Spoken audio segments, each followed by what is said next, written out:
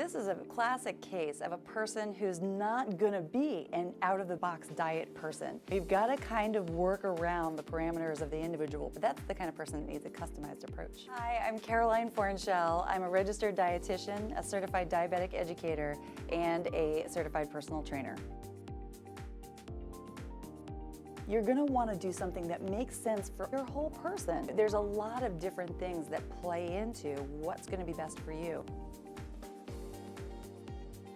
We're actually able now to extract data from your DNA, understand really your DNA profile.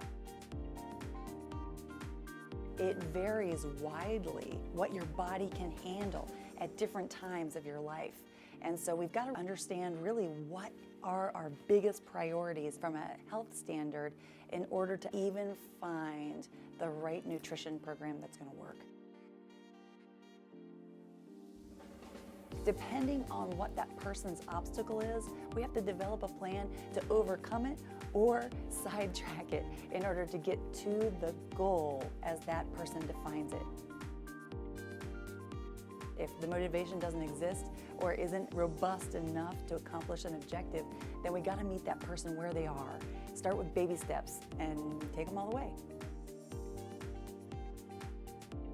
If you're not getting a good night's sleep, then you're more likely to have an altered metabolism, meaning that it will be harder to lose weight. If you have a lot of stress in your life, same goes. Lifestyle in general is going to play an enormous role in achieving your health outcome.